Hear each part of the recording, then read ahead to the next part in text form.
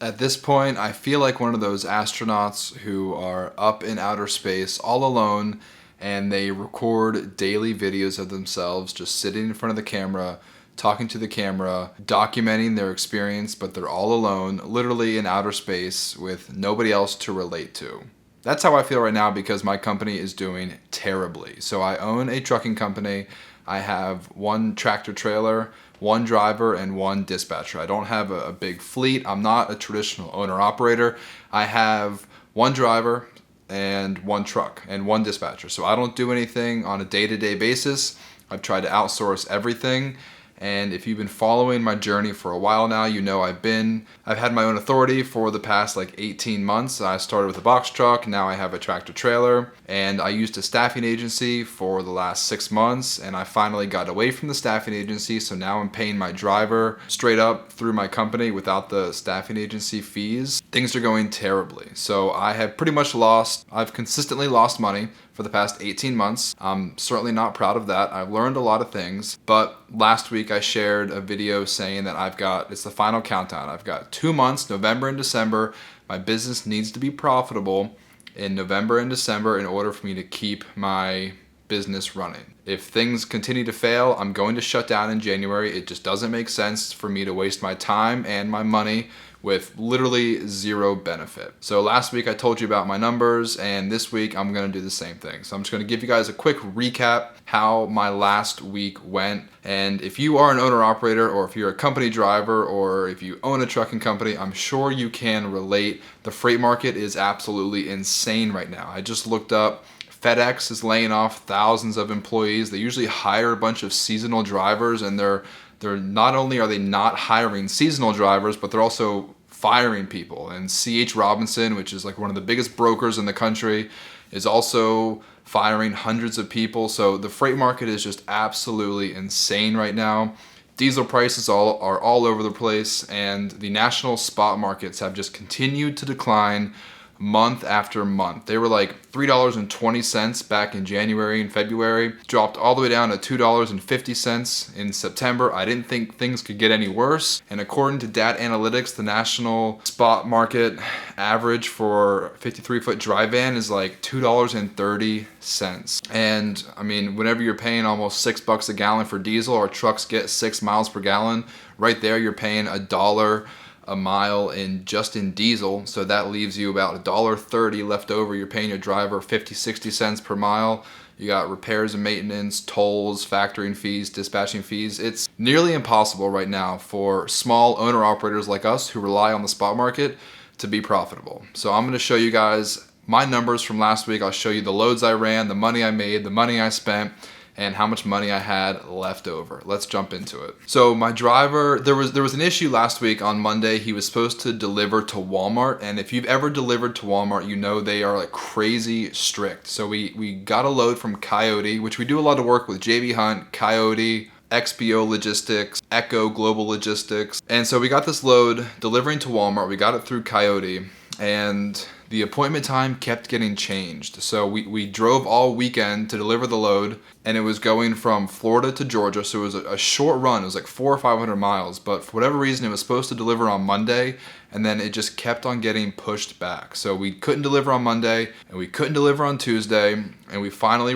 got an appointment time for Wednesday. So we drove on the weekend, we sat on this load for Monday and Tuesday, and then finally got to deliver it on Wednesday. But it was a terrible, terrible load because I had to pay my driver $150 layover on Monday, $150 for a layover on Tuesday, and then he was finally able to deliver on Wednesday and then go pick up something else. But Coyote only gave me $200 for one layover.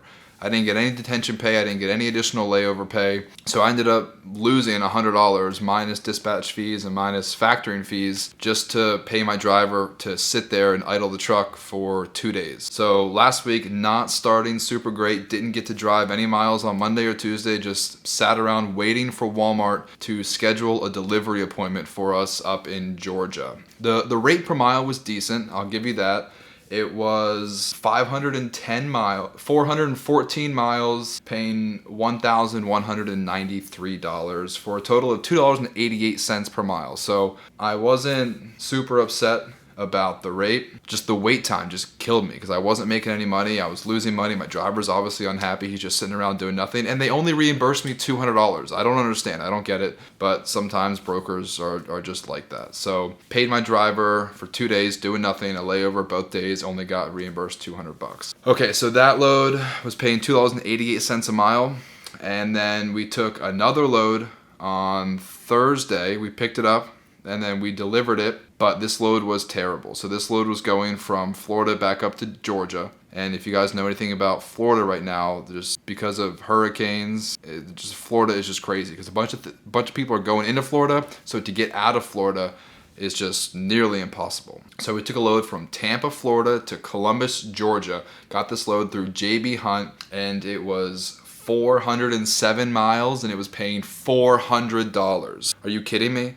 $1 a mile? Like, that just breaks my heart. I talked to my dispatcher. He said he literally couldn't find anything better. And I've been with this guy for almost 2 years now, so I trust my dispatcher. Long story short, we are never going back to Florida. As long as I'm running this business for the next 2 or 3 months, we are never putting my truck back in Florida ever again. No exceptions, because 400 miles, $400, obviously is ridiculous. I don't even care. I made $2.88 before that, but still $2.88 with $1 a mile. Like, the math doesn't add up. There's no way anybody can run consistently at $1 a mile. That's just ridiculous. And on top of that, there was 100 miles of deadhead because we were in like the middle of Florida. So to get to Tampa, we had to drive 100 miles of deadhead, and then we had to drive 400 miles. We only got $400. Ridiculous. On top of all that, so he picked this up, I think Wednesday night or Thursday night, and was supposed to deliver straight through on Friday at like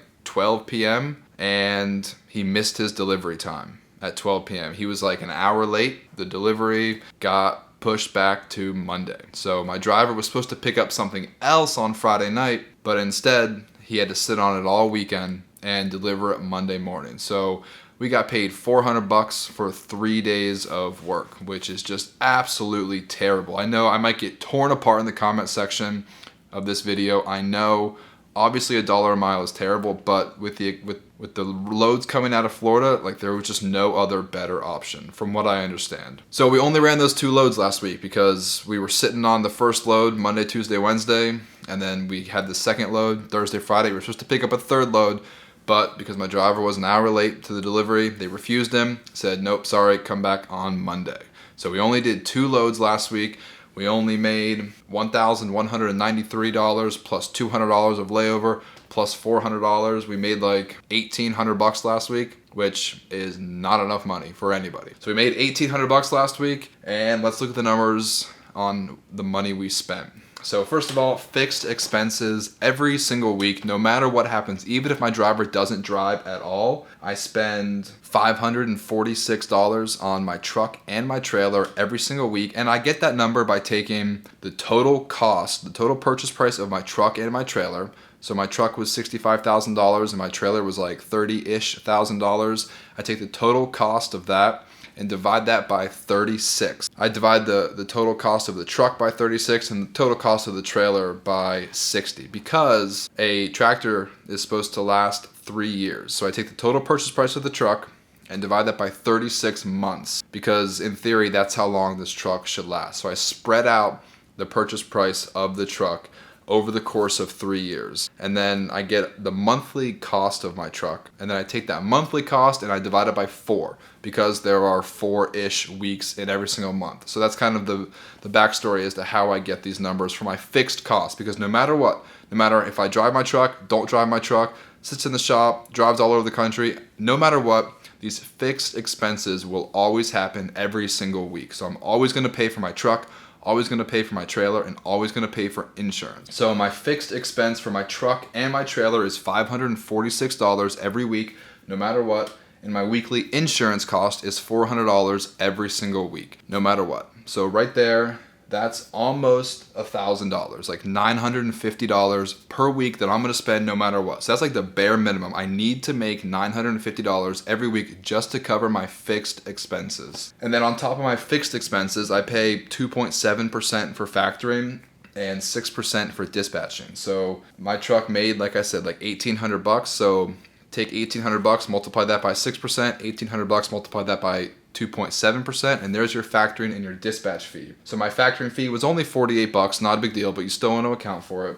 And my dispatch fee was $108. And then my registration. So I lump a couple things into my weekly registration fee. That's like another fixed expense. It's not a very big deal, so I kind of forgot about it. But my registration are things like my heavy vehicle use tax, my IFTA tags, and my IRP plate registration. So every year I'm gonna spend like about $2,000, $2,500 on things like heavy vehicle use tax and the IRP plates and the IFTA tags. So every single week I just throw in an extra $41 and I call it vehicle registration. I just want to make sure I'm accounting for every single fixed expense and variable expense when I'm looking at my numbers. Okay, so we have the cost of the truck, the cost of the trailer, the cost of insurance, the cost of dispatch fees, the cost of factoring fees, the cost of vehicle registration, and those are all fixed except for the dispatch fee and the factoring fee. Those are based on your revenue, but now we have my variable cost. So my variable costs are typically based on the miles I drive. So the number one variable cost would be how much I pay my driver. So I pay my driver 62 cents per mile, and last week we drove 924 miles between those two loads. So my driver got $873, but keep in mind I also paid him an additional $300 for a layover.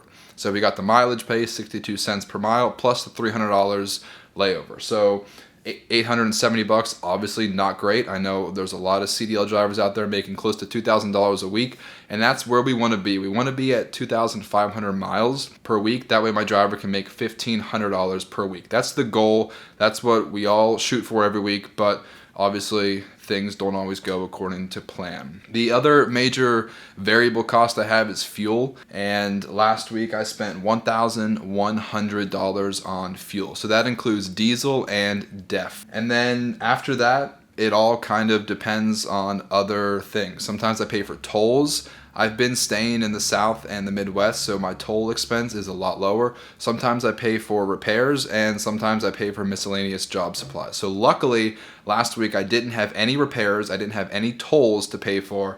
I only had $77 of other miscellaneous expenses. So my driver got a new pair of gloves, and he paid for one scale ticket, 13 bucks for one scale ticket.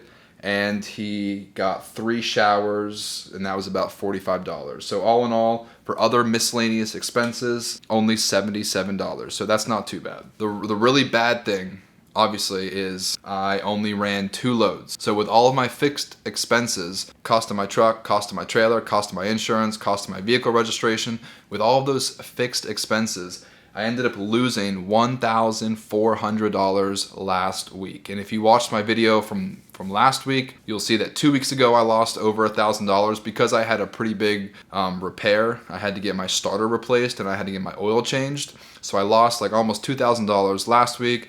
I lost $1,000. I lost $2,000 2 weeks ago. I lost $1,000 last week. And if you remember in the beginning of this video, I said this is the final countdown. This is my final chance. I've got November and December to be profitable, and I'm already starting negative $3,000 in the hole. It's not looking good. It's not looking pretty for my trucking company.